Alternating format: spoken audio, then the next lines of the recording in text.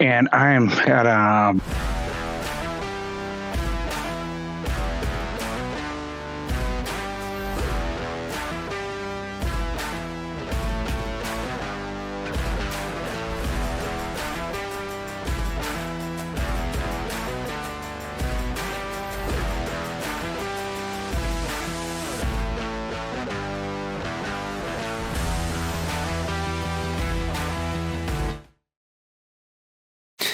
Hey, everybody. Welcome back to another episode of the Industrial Strength Podcast, the podcast more focused on industrial fire departments and industrial hazmat response.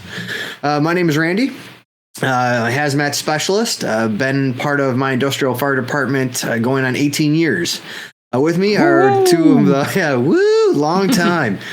With me are two of my friends who do hazmat with me. I got Jeff and Steve. I'm Jeff, hazmat technician with over 20 years in the fire service, 10 years being industrial. Woo woo. And I'm Steve, a little over 4 years in the industrial emergency response with over a decade in the industry. Nice. Yeah. You're just getting to that broken phase. I'm the idiot, baby. But I think tonight we're continuing on. We have a series we got going on. Steve, is that right? That is correct. We are actually capping off our third part in this series and the last of the unusual containers. Yeah, so these are some drum imposters, if I'm not mistaken. That is correct. So why don't you tell us a little more about it, man? Give us a little bit of a lead-in. What do we have going? So as we've talked about through the last couple episodes, we're going over different types of storage containers, and so far through this 3-part mini-series, it's just all atypical situations with containers. We'll get to our usual containers and calls later on in a different mini-series. Okay. But on this particular one, the first event that we're going to go over, our hazmat team was requested to come out and inspect a recent receipt of drums that were emitting a foul odor. That never happens. Dude, we get that so often. This thing looks weird. It smells weird. Can you please come check it out? We get that call like a lot. Now, again, from a group that never does this to us, it was our warehouse personnel who had staged the drums in a safe area until they could be inspected by us. Our hazmat team found 5 open head style drums marked to contain chloroacetyl chloride. I know, a lot like methylene chloride, but a little different. Yeah, it's vastly different. Now, while our hazmat team was on the scene, no odors or meter readings were found to back up these supposed claims of a foul odor. I think somebody just forgot to shower, honestly. But I know to be honest, it's also sometimes they'll give us this call as they're pulling something out of a truck and it has absolutely nothing to do with the drums that they think it does. Right. That is true. Yeah, so it could very well have been something else entirely, because I seriously doubt that they were smelling this stuff. But I mean, keep in mind what else is in that truck before it's delivered to our place. So, yeah. Or with this stuff. Right. There's so much other stuff that's in there. But anyway. Either way, yeah. So they found this chloroacetyl chloride, then what? So, for those of you who may or may not know, chloroacetyl chloride is colorless to maybe yellowish at best. It's a corrosive and highly toxic chemical that's used in production of herbicides, tear gas. Woo. Yeah, that's right, tear gas. And surprisingly enough, antidepressants. Gotta love what we put in our bodies. You gotta wonder, man, like, how do those 3 things all come from the same root chemical? Like, what the heck? But yeah, good times. Yeah. Now, the chloroacetyl chloride has a strong pungent odor, but a very low vapor pressure. The boiling point is just north of, correct me if I'm wrong here, I want to say it's like 100 degrees C. Yeah. Yeah, so just over the boiling point of water. Yeah. Yep. And it decomposes in water. Weird. Kind of like a lot of other things we deal with, to form hydrogen chloride gas or chloroacetic acid. Yeah, so it falls apart and makes 2 different acids. Phenomenal. That is true. So Jeff, what happened after we took initial readings there? Well, the drums did appear to be of the open head style steel drums. Now, hold on. Do we have a photo of that in case people aren't sure what that is? I think we have have kind of a photo combination picture we'll talk about later on for our second picture of the night. Okay. All right, so as I was saying before I was so rudely interrupted. Sorry. Sorry, Snowflake. Continue. Okay, cupcake. No, the drums were open head steel drums, which do feature the removable head or lid cover, however you want to look at it. Mm-hmm. That removable cover can be sealed with a closing ring, and it protects the inside of the drum. Open head drums are not capable of holding as much pressure as those closed head drums, and as such might also not be able to keep the vapors well either. I think. Hey Randy, correct me if I'm wrong. Did we do a test on the on that kind of style drum? Someone did. We had data from somewhere, so we have numbers. Yeah. But I don't think we ever did this test. I think it was like Department of Energy or something. They did some testing. So that was a different test that we did, but yeah. Okay, fair enough. But either way, open head drums should be used to store the dry or solid products, and if pressurized, could rupture very easily. Yeah. Anything I think greater than it's right around I think 14 PSI. Yeah, it's pretty low. Questions about why a corrosive liquid would be stored in an open head drum were sent to our supplier, and the interesting answer was returned. Right, because if you think about it, like anytime we get an acid normally, what kind of container are you used to seeing an acid in? It's a bung style. Yeah, and typically it's blue poly or some sort of lined metal closed head drum. Yeah, it's usually lined, yeah. So very unusual to have gotten anything like this. So what did they find? So what did they find, Randy? So this, I think, is the photo that Steve was referring to. So in pick one, we got this photo we're going to bring up, and it's like a dual image. So what they wind up finding is on the left, you can see the gray drums with the open head style. It's got the closure ring on top. Mm-hmm. But to the right, we have this design schematic. And what it really showed us was that there was a drum inside the drum, which was what was really interesting. And so, obviously, when we came out to answer this call, we kind of judged the book by its cover and assumed it was an open-head drum, but really an open-head drum was almost used as a salvage drum. So, and inside, if we had opened up that drum, which we didn't because we assumed that it was chlorocetyl chloride in there, and we weren't gowned properly to do that, we would have found a secondary drum, a plastic one, like you would normally expect with acids. And so we're a bit surprised by that. So we judged it by the cover, but we got back to spec saying that inside that metal drum was a smaller plastic drum, and that metal drum was purely to protect that inner drum. It was literally just a salvage drum. And so it was a surprise, something that I was not aware of. I don't think anyone on our team had ever run across this thing either. No, I sure had not. So it was a drum that was kind of leading a double life. Yeah, for sure it was. Like those, like a superhero. Kinda, exactly. He had his super suit on underneath. We didn't see it the entire time. Weird. Yeah. So that's what we found. We found wound up being a drum inside a drum, and it wasn't even labeled as an overpack. So the only way for us to have any sort of visual distinction was that it was a distinct mismatch, right? So the wrong type of drum entirely. And if we would have dug further literally, we would have found the inner drum that was labeled and plastic and the right material of construction. So, yep. But that is just one thing we had to discuss, I think. Yeah. So, Stephen, do you want to talk about our call number 2?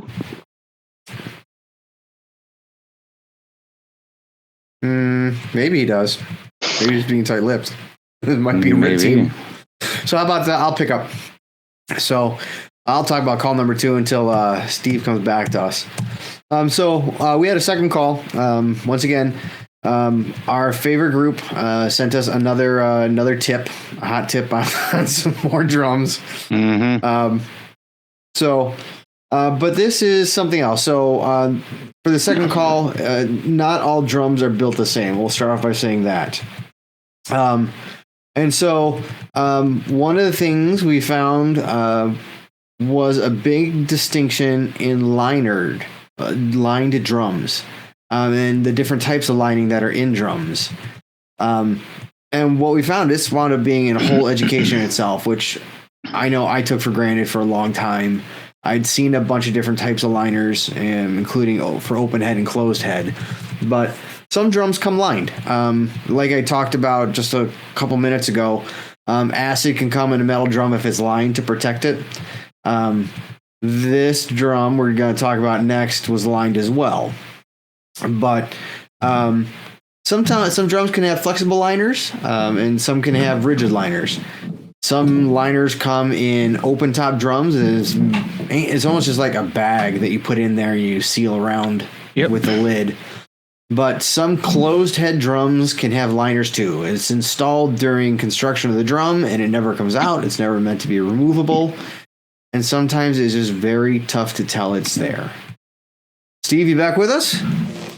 Ooh, one sec. Okay. Ooh, Rig team found you. Partially. They got you Maybe. out. They found them. They just haven't drug them out yet. But so technical mayday. Okay, I'll keep on going until you holler at me you're ready to go. So what we had with this call was our warehouse group called us and said they had some drums that were leaking near the bottom chime area of the drum. And so they want us to come on out and take a look at it. And we said, okay, not a problem. Sounds weird too. Let's go take a look at it. So we came on out, and what we found, which I think we have an image number 2 for people to look at, is we had a 55-gallon metal drum, and near the bottom of this drum was a weep hole, which holes and drums don't typically go together. So no, they don't. It was a weird concept. Yeah. So, but there was definitely material slowly exiting that drum through the weep hole. And what we came to find out was that this drum was a lined drum, and that the weep hole was a special construction feature of this drum. It's not on all drums. We haven't run across a bunch of them, but that this weep hole allows any material that gets past the liner to exit the drum so it isn't trapped. But what we found out was this product that this drum was holding, they'd been holding it for 2 years, I think. Is that about right, Jeff? Yeah, it was around the 2 year, maybe 30 months. I don't know, somewhere right around there. But so this material over that time period, I mean, I don't think it was supposed to be stored for more than a year, and so they more than doubled that time frame. And so it never happens. I don't know what you're talking about. That's silliness. Throw out material because it's expired. Hey, that's cash dollars, friend. But so they had held it for more than twice the expected length of time, and during that time, the material, which is identified as 1-piperidinocyclohexene, which is a long freaking name, we just call it PEC. It actually attacked the liner, and it had made its way through, starting to migrate through the liner slowly, and it had accumulated in between the liner and the drum, and it had started exiting out the weep hole. And so why was this a problem? Which I think if we show image number 3, you can see that there are multiple pallets of this material that all been held for more than 2 years, and it started to leak all over a bunch of different things in a warehouse, which is a problem because when this material gets exposed to water, once again, it reacts with water slowly, it becomes corrosive. And so it could have potentially reacted with a bunch of other things. And I believe when we were actually looking at that, it was, I think, the middle of summer or early summer, where we do have a lot of moisture in our air around here. So yeah, for sure. And so that's what we came out. We saw these drums, found the weep hole. Like, okay, well, it looks engineered like it belongs there. It's not like it was a nail puncture or something. Nope. Then we figured out it was a line drum. Then we figured out what was in it, what was coming out of it. But then, here's the conundrum. So as technicians, right, we're hardwired to go find a hole and plug a hole, man. That's what we do in life. It makes us very happy. So, but here's the catch-22. So we know this stuff's leaking through the liner out of the drum. If we plug the weep hole, we're trapping this material. And depending on how they handle this drum, there's a chance this material can find another way out of the drum and potentially make contact with people. So we had a bit of a conundrum as what to do, whether we plug the hole, call it a day, hope for the best, with special instructions about the drum handling, or do we put this on some sort of spill containment pallet, which I don't know if people are aware that those things exist. But what did we wind up doing, Jeff? Do you remember how we wound up handling this stuff? I believe that we actually put those on spill containment pallets. Yeah, I think you're right. I'm pretty sure we did. Yeah, because the company was very reluctant to get rid of it for whatever reason, because they're just stubborn. And it's not like this material super Can't special. imagine that, but yeah, no way. We never try and save every penny out there. So I think you're right. I think we just had a bunch of spill containment pallets, and we use those to just set them on to mitigate the hazard, mitigate the leak, because it was so slow. I mean, it wasn't even like a drip. It wouldn't have been like a drip from a faucet. It was much slower than that. It may have been a drip every day or so. Yeah, it was very, very slow. So, but on the flip side of that, I gallons. feel like those sat there for quite a while afterwards too. Mm-hmm. Well, they did. Like another year, friend. At least. Yeah. So, yeah. Womp womp. But, whatever. It's not my decision. My decision is go plug stuff. I'm just a simple hazmat guy. So, and then I think we have another image. This is image 4, which shows a overpack we could have used to overpack the drums if we were going to get rid of them, but that we were voluntold that was not an option for us.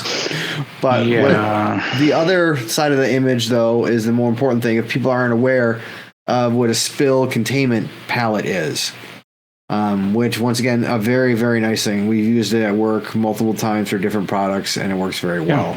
It's just basically a catch basin, right? So it's a portable one. It works out very well. It's a catch basin, but you can put a full pallet of 4 drums on there and it'll hold it.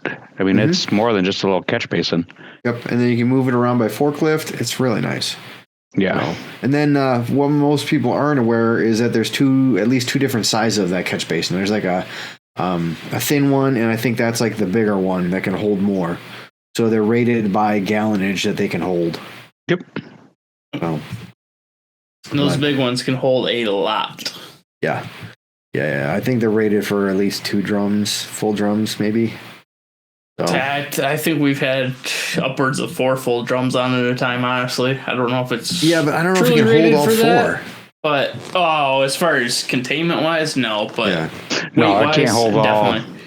It can't hold 200 gallons, but... No.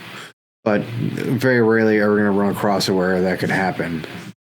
So if you have that kind of an issue, you have bigger problems. So I can only recall one time where we ever had an issue like that, where it was you guys remember it was ammonium hydroxide and those drums were bulging, like it was a plastic drum and it was starting to fail the seam.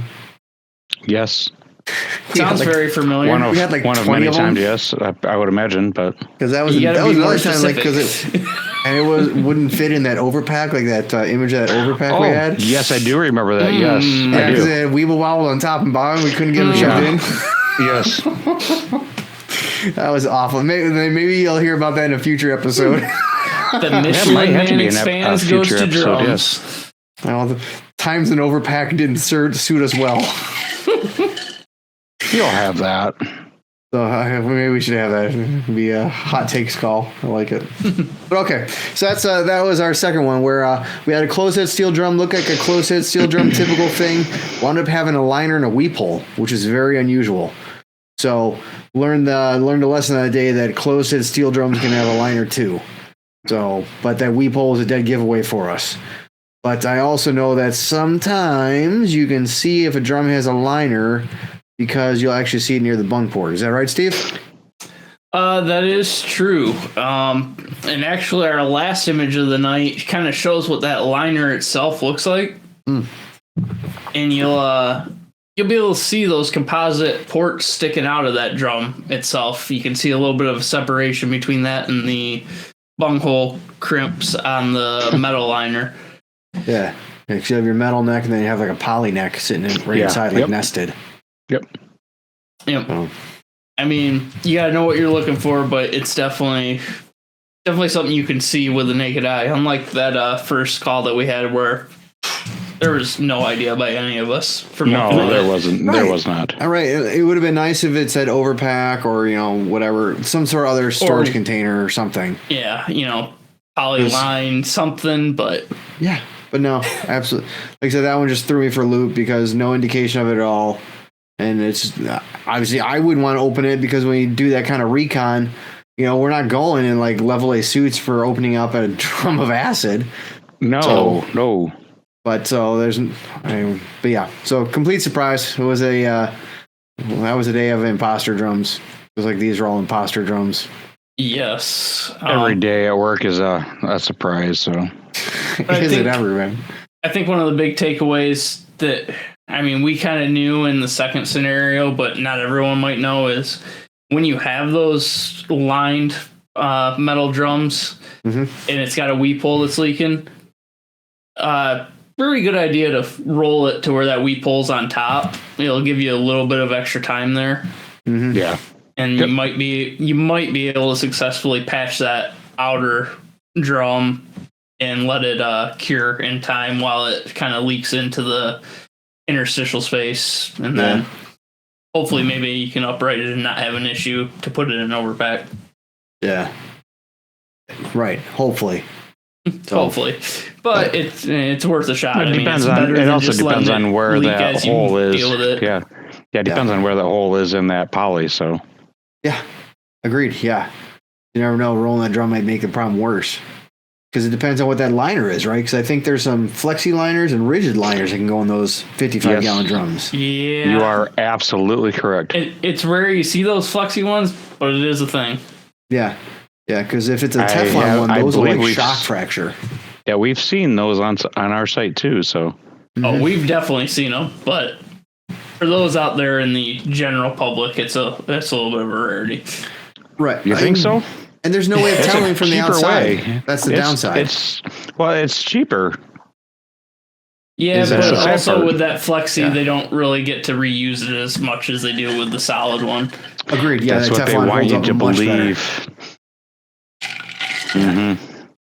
We'll go with that. We'll go with that one. Yep, I like it.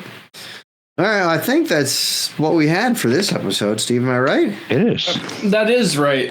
Like I said, that kind of concludes our 3-part mini-series on storage containers and their unusual forms. We'll hit our secondary mini-series on storage containers and typical calls, at least for us, at a later time. Yeah, agreed. So this might be more bread and butter containers people are used to. So then they can commiserate with having to deal with them too, I'm sure. Very true. Yep. They're usual. Most people deal with them, but we always seem to find that weird way that we have to handle them. Oh my God, yeah. We always have that weird call, and it's Yep. Awkward. That's all right. That makes us a better team, man. Throw some curveballs. Absolutely. But before we get to that mini-series, I think we have a couple different teasers coming up. Do tell. You guys know what those are? What are our next couple episodes possibly going to be? I'm going to play Simple Old Man. I have no idea what you're talking about. I might, but I'm not going to implicate myself, so... I think we're trying to get some guests on. Am I right, Steve? That is true. So coming up here shortly, we will have a returning guest for part 2. You've seen him on a previous episode.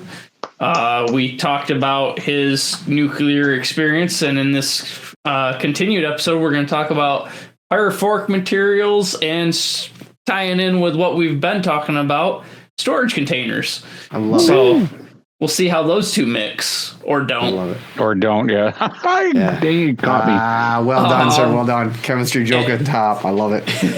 And on top of that, if can't really speak to the order of how we're going to play these next couple of guests, but we have another guest who has a amplitude of experience in the municipal department who's recently transitioned into industrial fire department as well. So I think we might have some things in common. Yeah, that's going to be a great listen. Pick his brain about how he transitioned and what it's like for him. Yep. Yeah. It's going to be some fun next few episodes. You're Agreed. definitely going to want to stay tuned. Yeah. That is true. And it gets away from our boring little spiels about previous calls that we have. Agreed. So speaking of staying tuned, Randy, Yes, sir. how can they get a hold of us? That's a great question. So, depending on how they consume the media, so we're on YouTube. They can always leave a comment on the video they watch. We stream our podcast through iTunes. So if you go that way, you could leave a comment through iTunes, I think. Or they can go traditional email, right? At hazmatharder@gmail.com. Am I ready with that? And then there's a website too, right, Steve? Well, we have a secondary email of industrial strength at thehazmatguys.com. Yes. Which is true. But speaking of platforms you can find us on, if you go to the Hazmat Guys page, great page I recommend, even if you're not looking for us. They have multitude of topics to go over with their own podcasts and different trainings and stuff that they and all their stuff's very top notch. That is. do They have on great stuff. Spotify as well. Oh. If you look us up on Spotify. Spotify. So yeah, if you have the ability to watch a video, do that. We're very handsome, calendar worthy, I promise you. If not, we're glad to have you Two or listen three of along. us are handsome. I'll take the lumps, whatever, man. No, I'm aware that I'm not. Oh, I was thinking of me, but whatever. We're all humble. We'll go with that. I'll post in August's calendar. Fair enough. I'll go with whatever month people don't like looking at the calendar for. February, it's the shortest. I love it. 28 days. Probably Mr. 28. All right, so that's how they can reach us. So they can drop some comments in videos. They could drop comments through iTunes. They could email us. So plethora of ways, right? So comment on the video you saw, or drop us a line if you'd like to be on the show, or if you got an idea for a show, want to hear about maybe how we do things, or what meters we work with, or what tools we have. Drop us a question, or tell us you want to be on and want to talk shop. We'd love to have you on, or we'd love to answer your questions. So yeah, So I think that's that it. covers it. Yeah. So stay tuned. Once again, got a very couple interesting interviews coming up. And then after that, we'll kind of get back down to business, talk about some bread and butter calls that maybe didn't go so bread and butter for us. So until next time, Hazmat Harder. Hazmat Harder. Thanks, guys.